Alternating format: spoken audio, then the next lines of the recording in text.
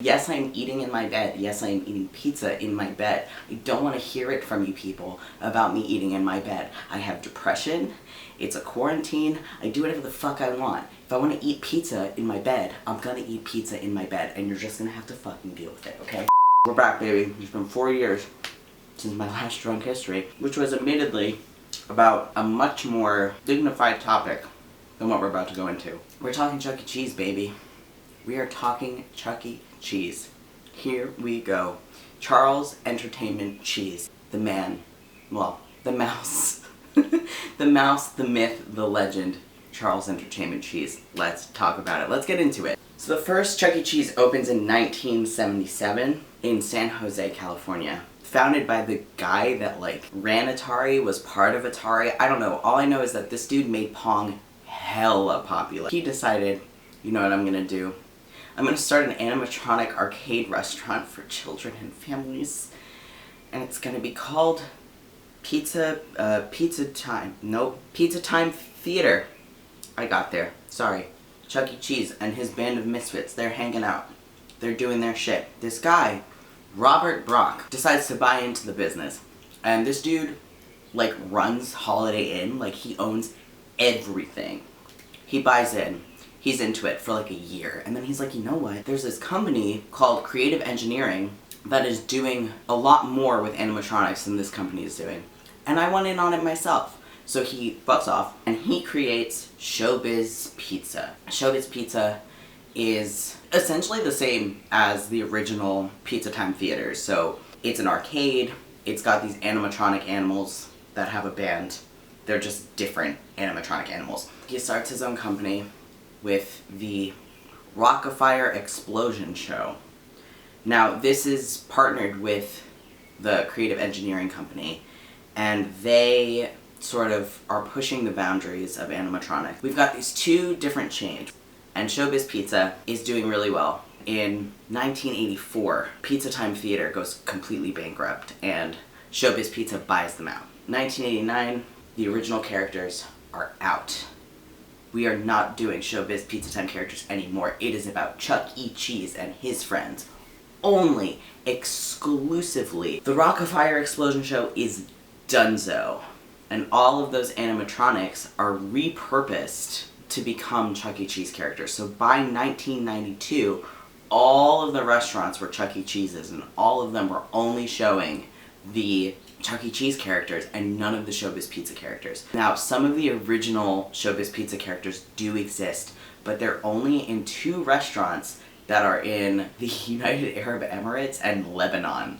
And the Lebanon restaurant is closed. So it's near impossible to even see these characters at this point. Aaron Fletcher, who is the Creative Engineering Incorporated director, who also, he created Whack-A-Mole, so really I think he is a national hero, was initially the head of this animatronics engineering company. The whole company went under except for him. It's still a company, but he is the sole proprietor and only employee of this company at this point, and is still doing stuff. I need to be really clear about the fact that Creative Engineering is still doing things with the Rock-afire show band. And it's terrifying. I know that this guy put his whole, literally his whole life's work is this show. I get that. I understand. And I respect it. You know? I do. But holy fuck, it is so scary and so unsettling. He's making YouTube videos now, okay? He's making YouTube videos, and the YouTube videos, they're not good. I feel like I'm gonna get sued for saying this. They're not good, though. Okay? It's really frightening. I mean, it's basically a cover band, but he had voiced, a bunch of the original, Rock-afire characters, so it's just, this dude singing with himself. Basically, all of the Rock-afire Entertainment Show characters, Explosion Show, excuse me, please don't sue me. The Rock-afire Explosion Show characters were all sold off into other chains, and a lot of the animatronics and their bodies were repurposed to the Chuck E. Cheese characters. We're gonna go into the animatronics. Now, the thing about this is that there's a weird community of the internet that's really, really into this whole situation. And it comes from Five Nights at Freddy's, which is a video game where you play a nighttime security guard in literally like an animatronic pizzeria arcade, which is essentially what Chuck E. Cheese and Showtime Pizza were. Because of this, like, it sort of resurfaced as this like weird cult following of these pizza companies. I don't know if anybody else was a Chuck E. Cheese aficionado as a child. I was. I fucking love Chuck E. Cheese. Like, there was nothing in the world better than going to Chuck E. Cheese. I spent so much time there. I don't know if you guys are familiar with the, like, I think it's called the Wheel of Fortune, where you get a certain amount of tickets depending on where the light hits. But I would literally sit there, and I figured out that there was this one song that I could use that if I really focused on it, I could hit and get 100 tickets. So I was racking up tickets all the time. Fucking, let me tell you something about this. I racked up so many tickets that I was able to save my tickets because I was one of those kids. I saved my tickets until I could get the 30,000 ticket Harry Potter backpack. And you best believe that that was my backpack all throughout the second grade until it broke 3/4 of the way into the year because it was probably made for $10. That thing was cheap, but I loved it and I earned it. I'm not going to go into how that's capitalism, but it's capitalism, and I'm sorry. Anyway, let's get back to the Rock-afire Explosion Show members. We've got a full cast of characters here. We've got Billy Bob Broccoli, and I want to specify that his name is spelled Brockali, because the name Rock must be in his name, because he is indeed a rocker. He is a musician. He is a brown bear from Tennessee. They really have in-depth backstories, guys. I didn't go that far into it. He's a brown bear from Tennessee. He was the mascot of Showbiz Pizza, and he was really, like, laid back, as the bears be. And he was the one that mediated all of the fights between band members on stage, which is an appropriate place to get into fights in front of children on stage. He was a bassist and a vocalist. They were all vocalists, so I'm gonna stop mentioning that now because they all sang. Billy Bob was like the one that was on all of the merch. He was the one to watch. I wish it was Billy Bob Thornton because I feel like that would be a lot more interesting and I would want to watch it more, but unfortunately it's just a giant brown bear. Then we've got Looney Bird. It was the 70s. Like, this shit's... Some of the things I'm gonna say are kind of offensive, and you can see how time has changed in the way that the relationships between the animatronics have changed. I'll just say that now. Looney Bird had his own restaurant that closed in I think in 2000. But he was the vocalist. You could only see his head. His body, like that body of the animatronic, didn't exist, so it was just a head sticking out of an oil drum. He's also a fucking alcoholic. Billy Bob, like, he was, like, brewing moonshine or some shit. They didn't say it was moonshine, but I would assume that this bear is brewing something akin to moonshine. Moonshine was basically enabling Looney Bird's alcoholism, but that was obviously taken away later down the line. There's also Duke LaRue. I don't know if it's Duck or Duke, but he was a drummer, he was a doggo, and he was obsessed with space. So frankly, I feel like if I was into the original Showbiz Pizza people, like, Duke LaRue would have been my dude. He could actually drum. Like, he could drum a beat on a 4-set drum kit. So, like, good for Duke LaRue, you know what I mean? Like, maybe you're a little bit stupid, but, like, we stand a himbo. It's 2020, we can appreciate that, you know? There's Fats Geronimo, who is based off of Fats Domino and Ray Charles, and I feel like I don't need to say anything else for my point to be made here. The 80s were a weird time. He talked a lot, he was the frontman of the band, he was bossy, and he argued a lot with specifically one of the animatronics called Rolf. We'll get into him later. And he played the keyboard. Also, he was a gorilla. So there's Beach Bear. He is a polar bear who plays guitar. And he was, like, chill. But they also said he was, like, neurotic and sarcastic. And he used to, like, purposefully rile up other band members. I don't know. Like, the thing about these animatronics is, like, obviously this show was done every single day. And so who the fuck knows what the truth is? You know what I mean? Like, they're not sentient creatures, as far as I'm aware. If it's like Five Nights at Freddy's, then it's different. As far as I know, they're not sentient. If they were, there's some Westworld shit going on and I don't like it.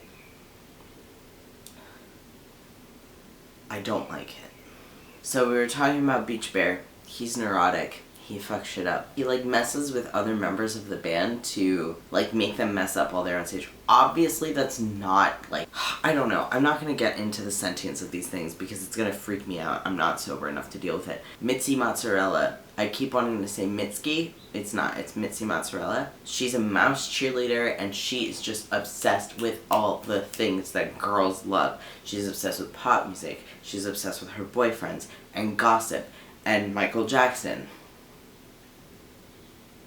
She gets ragged on a lot for being fucking loose. Like, they literally, like, in one of the articles that I read, called her loose. And I cannot stress enough how much that freaks me out. Because it's a kid's restaurant. Next up, finally, is Rolf the Wolf and Earl Schmurl.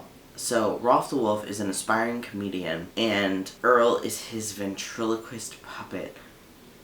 I don't know. He's sentient, apparently. So it's like Rolf is sentient, and Earl is also sentient, even though he's a ventriloquist dummy and technically shouldn't be sentient. Rolf is sarcastic and abrasive. He is not only rude to the band, but he's also rude to, like, actual employees. He was listed as really being into disco, Sinatra, and Kmart. So just let that sink in about who this guy is.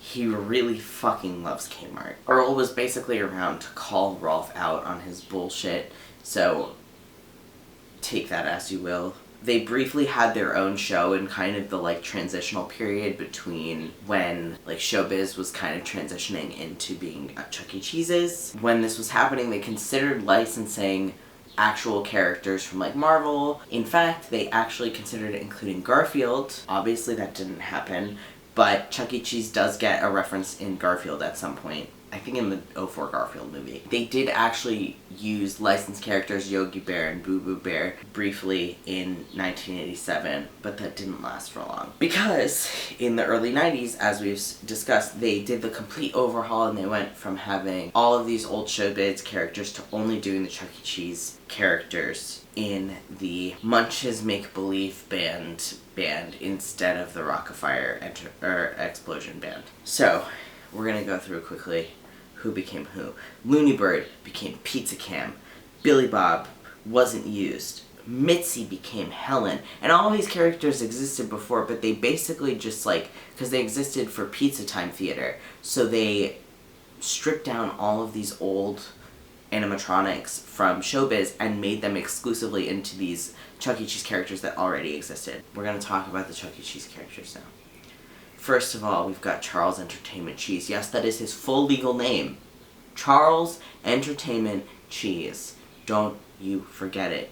He was originally a rat, but in 1993 they made him into a mouse. Why? I guess rats are offensive? I don't know. I live in New York City. I fucking love a rat. And I love pizza. He's from New Jersey, so frankly I feel like a rat would be more accurate anyway, but you know what? I'm not in charge, so whatever. He is the vocals and guitar and frontman for Mr. Munch's Make-Believe band. That being said, he originally was voiced by a few different people, but in the 2000s, his voice was changed from just whoever it was before to the frontman of Bowling for Soup, Jared Raddick. Literally the lead singer of Bowling for Soup voices Chuck E. Cheese. I don't think anybody else knows this but me, but I feel like it's really important that other people know.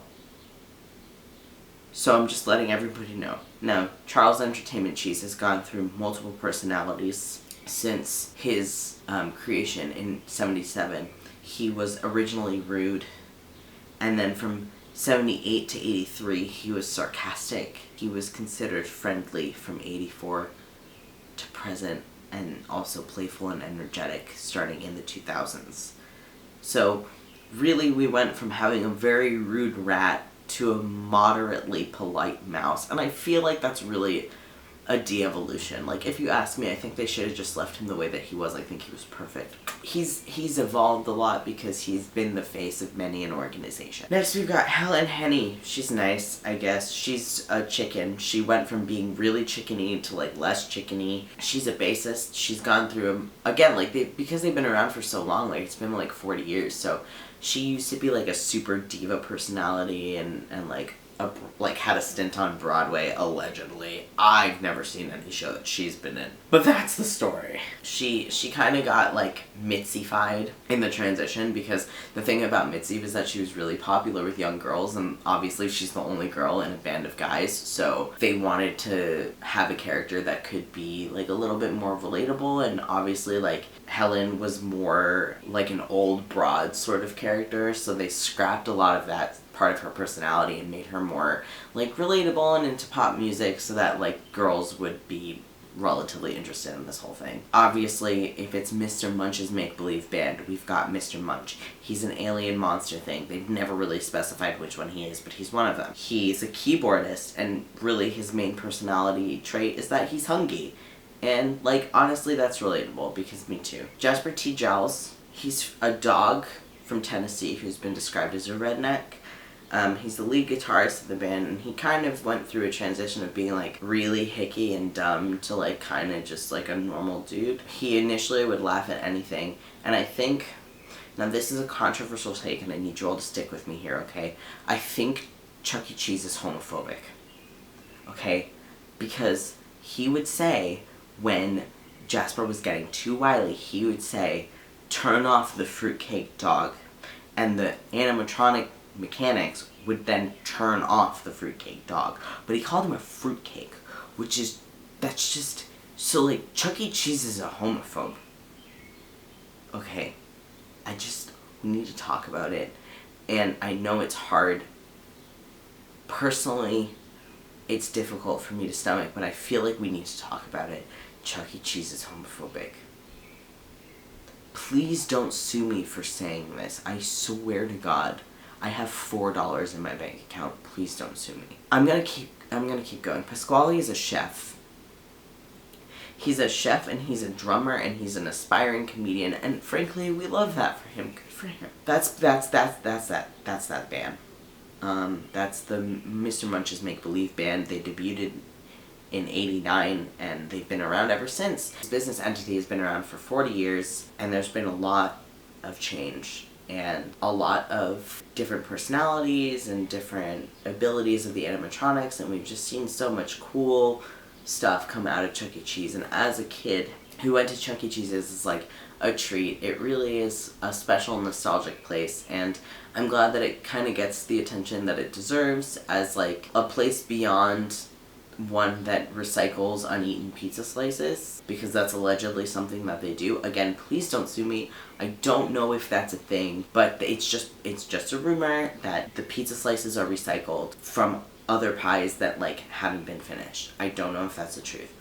I'm just saying, it's been talked about before. You know, I think that there's a lot to be said for Chuck E. Cheese's, where it started to where it has ended, which is this 40-year-old dynasty, basically, of this rat. And I think for a 90s kid, I think Chuck E. Cheese's was, like, the hugest part of my childhood. Like, it was a real highlight, and there's so much to it, and so much more information and knowledge and lore than I ever thought there was as a kid. I mean, obviously, I loved Chuck E. Cheese. Like, that dude was the bomb.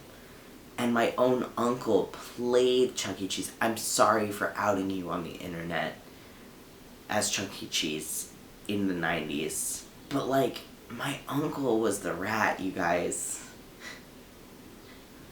Like, that's the fucking best, you know what I mean? I have a really, like, personal stake in Chuck E. Cheese's, and it was one of my favorite places to go growing up. You know, I think it just has such a sordid history, and I'm glad that I could share it with all of you now. I hope that you learned something. I certainly learned a lot today when I was researching, and that's it. That's my drunk history of Charles Entertainment Cheese. I'll do this again in 4 years. Somebody give me another topic. Drunk history of Chuck E. Cheese's. Scene 1, take 1. Mark. It's so fucking stupid. How fucking stupid. My bed just broke. It's fine. Good start. We're off to a good start. It's always a good start when something breaks before you even start. You know? Take 3, Mark. I haven't been on a film set in 2 months. It's just like, I miss it, and I'm just gonna do what I gotta do, okay? Like, I don't need to hear it from you people. Pizza Time Theater, Showbiz Pizza.